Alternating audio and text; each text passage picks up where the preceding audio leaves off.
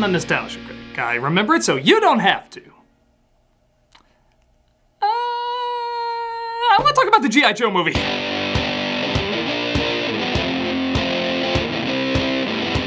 Yeah, there's no current tie-in, nobody asked for it. I don't really have any reason. I just want to talk about this awesome 1987 cinematic nonsense. Is that so wrong? No, Joe! Based on the popular Army toy line turned later into a hit 80s cartoon, G.I. Joe followed the adventures of Duke and his team of soldiers fighting the terrorist organization Cobra. You know, when terrorists were snakes. I miss snake terrorists. As their popularity grew more and more, even to the point of recruiting wrestlers into their lineup. Sergeant Slaughter here, and it does me proud to be part of the G.I. Joe team for 1986. 86, 80 shit, you are always G.I. Joe! They decided to go to the big screen with G.I. Joe the movie. It was basically Team America for kids, so no swearing or face shitting. But just as much America! Is it everything you'd expect it to be? Hell yeah! Is it any good? Hell no! But I don't want good, I want hell yeah! This is G.I. Joe the movie. It opens with what I can only describe as the most Americanly violent intro a kid's film could throw at you. The Statue of Liberty is under attack because crashing through the sky comes the fearful cry of Cobra. And if you doubt that, the 80s sing it! Crashing through the sky comes a fearful cry, Cobra! Boo! Boo! I love that one guy echoing Cobra in the background, like he got lost from the group and is trying to call for him. Cobra!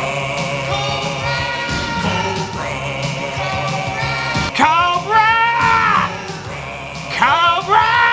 And it's spreading far and wide. Who can turn the tide? G.I. Joe! Send them to G-rated hell! Oh my god, this is way too much America to take in for only 1 minute. I need to calm down with some Canadian. Okay, continue. Look at this. It's the most amazing opening ever. Everybody is shooting, everybody is flying with fire, and all around Lady Liberty while an 80s theme song plays.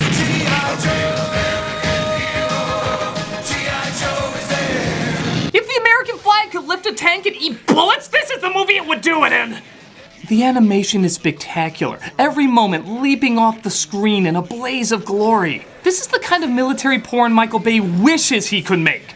You know, instead of... You call it an homage, sir. A what? Oh, shut the hell up and play my jam!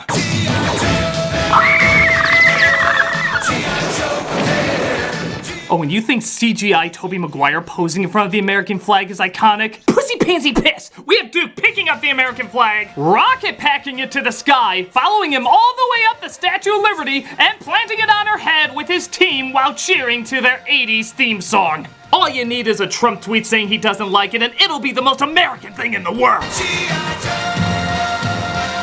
Americanism!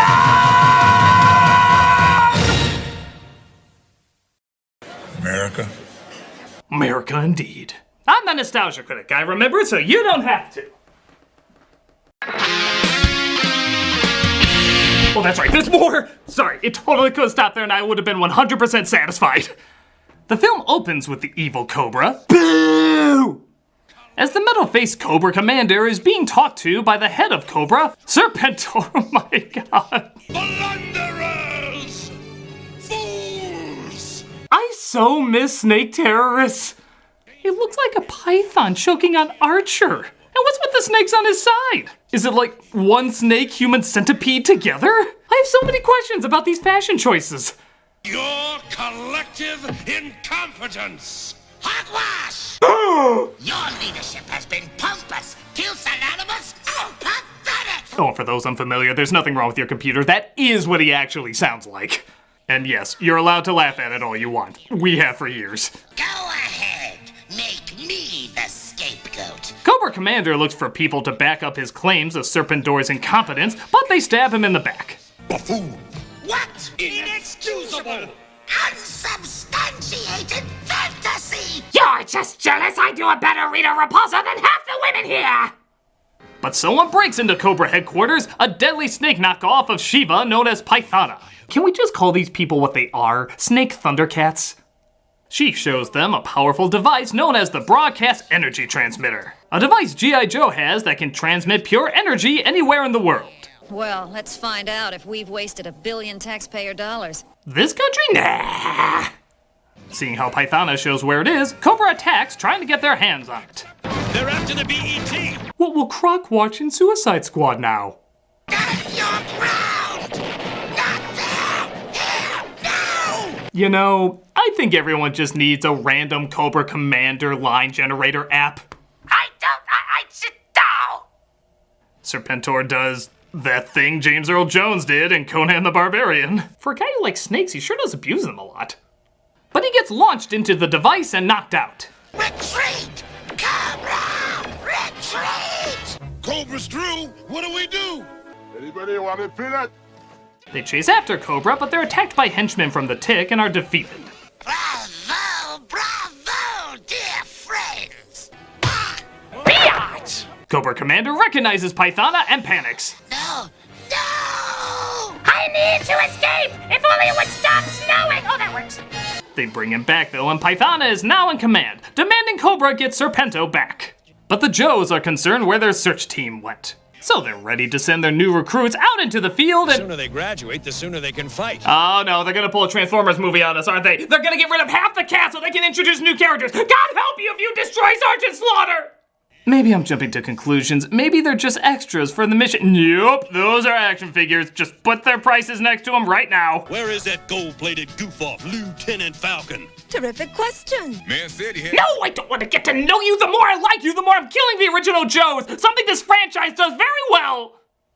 It looks like Lieutenant Falcon, played by Nash Bridges himself, Don Johnson, is having trouble leaving his Miami Vice days behind him as he sneaks in a girlfriend to top secret areas. Didn't it occur to you that a military prison is no place for a date? I'll take the lady elsewhere, sir. Come on, babe. This is starting to get boring. Oh, come on, it's not like she's a Cobra agent trying to get top secret information. She's all those things, isn't she? Well, this is why we have rules. Nice legs for a grease monkey, soldier. Falcon! Ow! Want me to kiss it and make it better? Okay, pick your lawsuit. There are at least 3 offenses in there.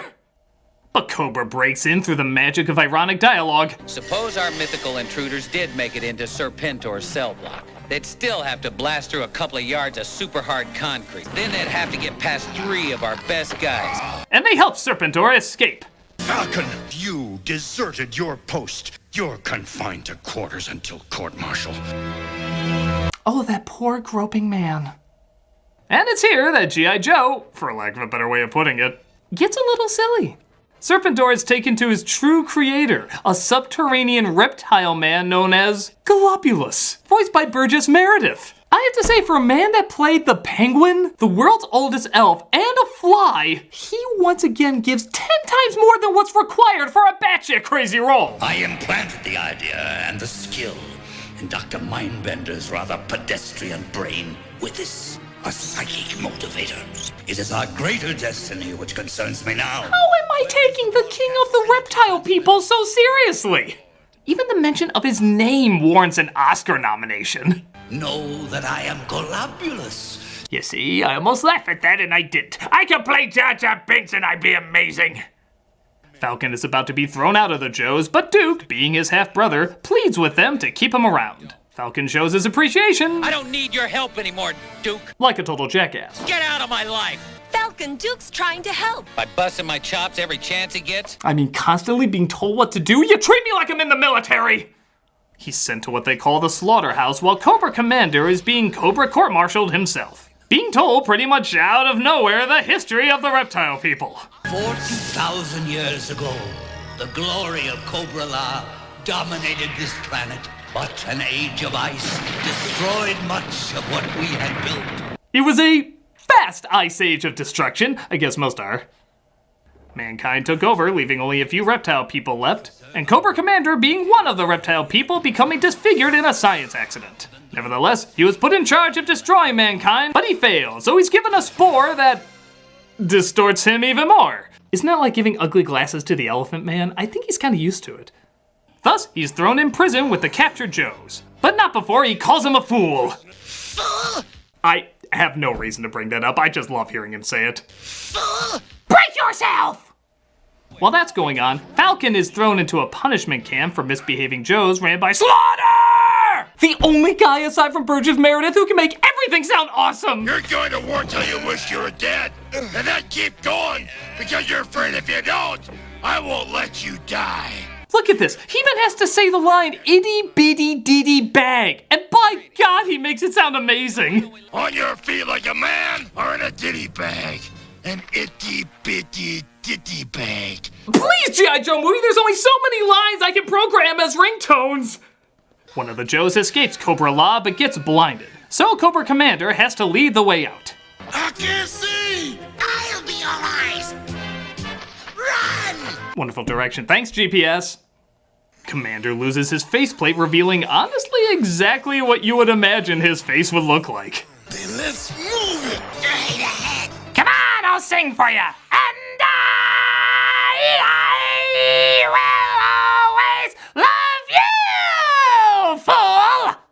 Meanwhile, Slaughter's men are called in to infiltrate Cobra's forces. Think of it as an extra rough training exercise. Then why don't we leave our weapons behind and make it really educational? Now that's what I call a challenge. No weapons. Well, that makes a lot of sense. Next, we're gonna play darts with no darts. Dying just builds character.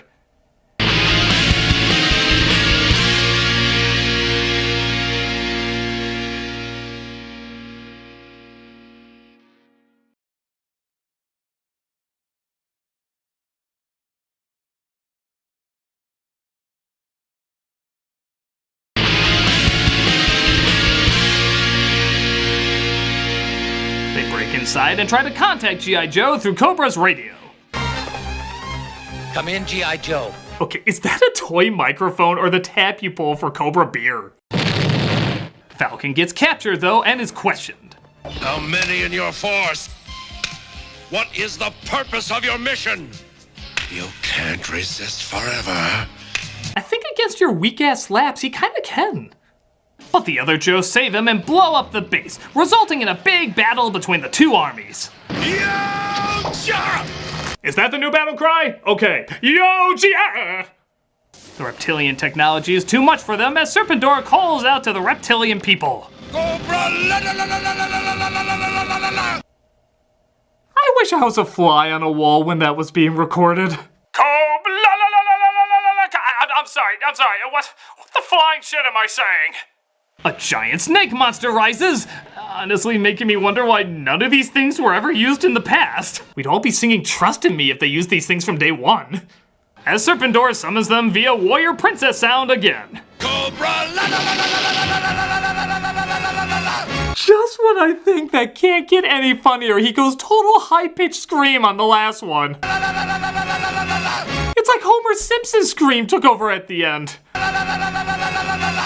Duke tries to save Falcon from Serpendor, who wants him to see how snake-like he can be.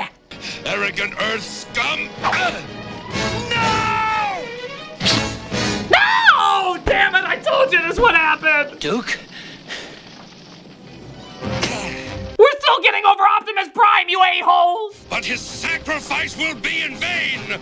This I command! They steal the BET, and Duke uses his final words to say goodbye. Promise me you'll try to get your act together. Be a credit to your country. I'll make you proud.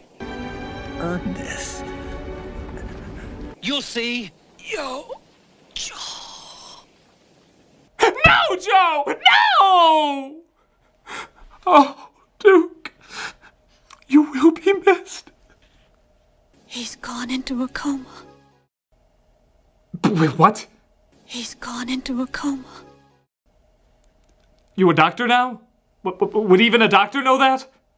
Is that the science of snake spears that stab you through the heart? Have you done a lot of research on this? Please tell me what level of pissed off I'm supposed to be! Actually, fun fact, Duke was supposed to die, but after the backlash of Optimus Prime getting killed in the Transformers movie, they backed out and threw in the totally nonsensical line about him going into a coma. Notice how you didn't see anyone's lips move when that was said? He's gone into a coma. It makes no sense. But Duke is still alive, sucking out like 90% of the emotion we're supposed to be feeling here. Duke. Duke. He's probably coming back too. Yo, Joe. Yo, Joe, see you next season, yo, Joe. Cobra plans to use the BET to launch pods that'll turn the world into reptile folk. But Joe seems to have located them. General Hawk, I've identified that energy source. Did he say energy sauce? I've identified that energy source. It's right next to the energy mustard and the energy relish. Meanwhile, Flint and Cobra Commander find the other Joes and they try to help them stop Cobra's evil attack. Metroid and Nausicaa tourist traps tried to stop them, but they approach the... You know what? It's the 80s. For all we know, this could have been the first portal in the sky.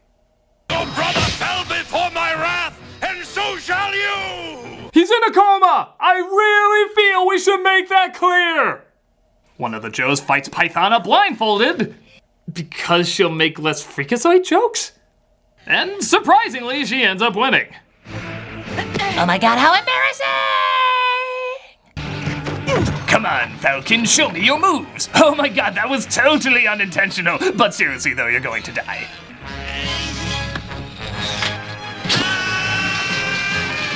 Ah! How dare you G-rated me! Even though somehow this was okay. That was magic going into coma juice. Falcon stops the BET and uses it to fry the pods, as well as Cobra's headquarters. Great news! Duke's come out of his coma. Men, Doc says Duke's gonna be A-OK. Yo, Joe! And in other news, Poochie went back to his home planet. Look at the sky. The last of the mutation spores are burning up in orbit. Thanks, big brother. Who was in a coma, is no longer in a coma, and has no spiritual connections whatsoever. Epic! So that was G.I. Joe the movie. It gives exactly what G.I. Joe the movie would give. A ton of action, a ton of great animation, a ton of badass moments, and a buttload of corniness. It is so ridiculous and over the top, but that's part of the fun. How aggressively American can a cartoon be about the military while also being for kids? It's great 80s cheese for any G.I. Joe fan. So give it a watch and enjoy a real American hero. I'm the Nostalgia Critic and Kobe.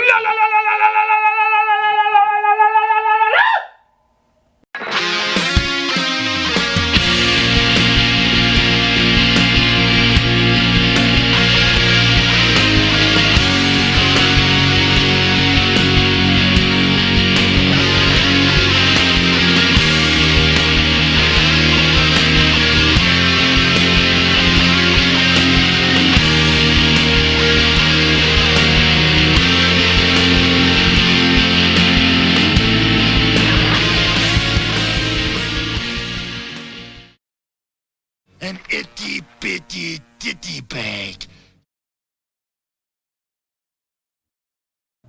Hello, Doug Walker here doing the charity shoutout, and this week we are doing the Alzheimer's Association. The Alzheimer's Association works on a global, national, and local level to provide care and support for all those affected by Alzheimer's and other dementias. As the largest nonprofit funder of Alzheimer's research, the association is committed to accelerating the global process of new treatments, preventions, and ultimately, a cure. The association is the leading voice for Alzheimer's disease advocacy, fighting for critical Alzheimer's research, prevention, and care initiatives at the state and federal levels. They diligently work to make Alzheimer's a national priority. Founded in 1980 by a group of family caregivers and individuals invested in research, today they reach millions of people affected by Alzheimer's across the globe. Through their headquarters in Chicago, a public policy office in Washington, D.C., and a presence in communities across the country, they strive to make Alzheimer's a thing of the past. If you look at their site and their YouTube channel, you can witness all the lives they've made better, trying their hardest to live in a world without this disease.